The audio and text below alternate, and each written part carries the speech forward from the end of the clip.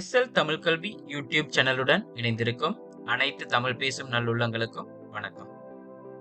நமது வளர்ந்து வர்ற இந்த யூடியூப் சேனலுக்கு மறந்துடாம நீங்க சப்ஸ்கிரைப் பண்ணுங்க, கமெண்ட் பண்ணுங்க, வீடியோவை லைக் பண்ணுங்க. இணையோருக்கும் இந்த வீடியோ தேவைப்படுமா இருக்கும், மறந்துடாம ஷேர் பண்ணுங்க. ஓகே, நம்ம இந்த வீடியோ மூலம் பார்க்க போற விஷயம் என்னன்னு சொன்னா, இலகுவாக ஒரு ஃபோல்டர் ஒன்று எப்படி கிரியேட் பண்றது, நியூ ஃபோல்டர் ஒன்று எப்படி கிரியேட் பண்றது அப்படின்னு பார்க்க போறோம்.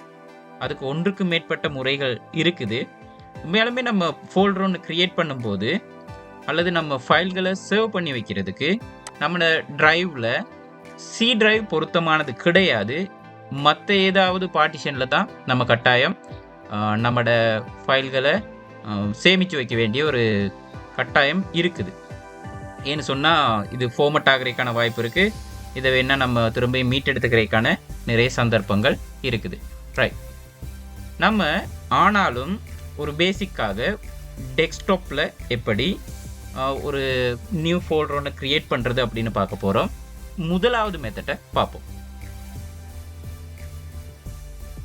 டெஸ்க்டாப்பில் மவுஸை ரைட் கிளிக் பண்ணி இங்கே கொடுத்துருக்க பாருங்கள், நியூ அப்படின்ற ஆப்ஷன்.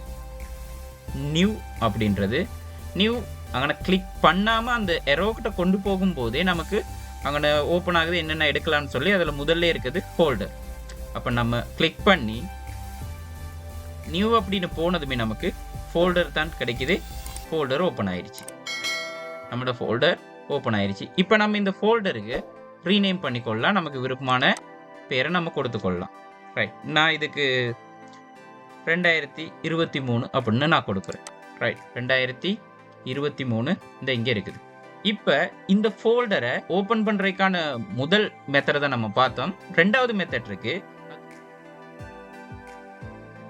அது ஷார்ட்கட் கீஸ் கண்ட்ரோலோட ஷிஃப்ட் அழுத்தி கொண்டு எண் எழுத்து கொடுத்தோம்னா நமக்கு நியூ ஃபோல்டர் ஓப்பன் ஆயிரும்.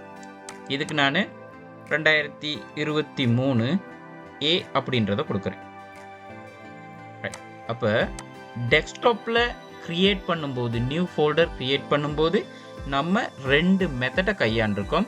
ஒன்று ரைட் கிளிக் பண்ணி நியூ ஃபோல்டர் எடுத்தோம். அடுத்தது கண்ட்ரோல் ஷிஃப்ட் அதோட எண் எழுத்து அடித்ததுமே நமக்கு புதிய ஃபோல்டர் வந்துருச்சு. ரைட், இப்போ நம்ம இந்த ஃபோல்டரை ஓப்பன் பண்ணி இந்த நியூ ஃபோல்டர் உள்ளுக்கு எப்படி இன்னும் நிறைய ஃபோல்டர் போடுறது அப்படின்றத பார்க்க போகிறோம். அதுக்கும் லேசான மெத்தட்ஸ் இருக்குது. வழமையான முதலாவது மெத்தட் ரைட் கிளிக் பண்ணி நியூ போயிட்டு ஃபோல்டர் கிரியேட் பண்ணுறது. அதுக்கு நான் ஏ அப்படின்னு கொடுக்குறேன். முதலாவது ஃபோல்டரை ஓப்பன் பண்ண மெத்தட் ரைட் கிளிக் பண்ணி நியூ போயிட்டு ஃபோல்டர் அப்படின்னு கொடுத்தேன். ரெண்டாவது நான் ஏற்கனவே சொன்ன மாதிரி கண்ட்ரோல் ஷிஃப்ட் என் நியூ ஃபோல்டரை ஓப்பன் பண்ணிருச்சு. இதை நான் பின்னு கொடுக்குறேன். மூன்றாவது மெத்தட் இங்கே பார்த்தீங்கன்னு சொன்னா நியூ அப்படின்ற ஒரு ஆப்ஷன் ஒன்று காட்டிட்டு இருக்கும் மேலே டேப்ல. அதை கிளிக் பண்ணீங்கன்னாலும் உங்களுக்கு நியூ ஃபோல்டரை கிரியேட் பண்ணிக்கொள்ளலாம். அதுக்கு நான் சி அப்படின்னு கொடுக்குறேன். இது இல்லாம இன்னும் ஒரு மெத்தட் இருக்குது. ஆனா அந்த மெத்தடை செய்யும் போது நீங்க உருவாக்குன இந்த ஃபோல்டர் எதுவுமே உள்ளுக்கு ஃபைல் இல்லாம பிளாங்கா இருந்தா அந்த ஃபோல்டர் பிரயோஜனமா ஆகலாம். அது நமக்கு எப்பயுமே தெரிஞ்ச விஷயம்தான். கண்ட்ரோல் சி காப்பி பண்றது.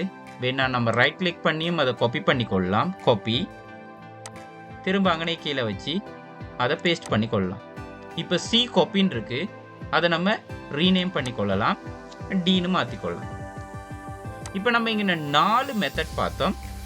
ஒரு ஃபோல்டர் ஒன்று எப்படி கிரியேட் பண்ணுறது புதுசாக அப்படின்னு. அடுத்து இதோடையே இந்த நம்ம உருவாக்குன ஃபோல்டர்ஸ் புதுசாக ஓப்பன் பண்ணும்போது நேம் என்னன்னு கொடுக்க சொல்லும். அப்படி நம்ம கொடுக்காம விட்டுட்டாலும் ரீநேம் பண்ணுறதுக்கான மெத்தட் இருக்குது. நான் இந்த ஏ அப்படின்றத கிளிக் பண்ணி ரைட் கிளிக் பண்ணி இங்கே இருக்கும் நமக்கு ரீநேம் ஆப்ஷன் இந்த இங்கே இருக்குது ரீநேம். இப்போ உங்களுக்கு சில வேலைகளில் டவுட்டாக இருக்கலாம், விண்டோஸ் 11 இல்லாமல் மற்ற சாஃப்ட்வேர்ஸ் வெர்ஷன்ஸ் பாவிக்கிறவங்களுக்கு இப்படி இருக்காது. அவங்களுக்கும் இப்படி ரைட் கிளிக் பண்ணால் இங்கே பாருங்கள் மோர் ஆப்ஷன்ஸ் பாருங்கள், கீழே ரீநேம் அப்படின்ற அந்த பழைய மெத்தட்குள்ள ஆப்ஷன் வந்துடும். அதை கிளிக் பண்ணியும் நீங்கள் ரீநேம் பண்ணிக்கொள்ளலாம். இப்போ நான் அதுக்கு A1 அப்படின்றத கொடுக்குறேன். இது வளமையாக இருந்த அதே மெத்தட். அடுத்து இந்த ஃபோல்டர் மேலே கிளிக் பண்ணதுமே இங்கே மேலே பாருங்கள் நமக்கு ரீநேம் ஆப்ஷன் காட்டிகிட்டே இருக்குது.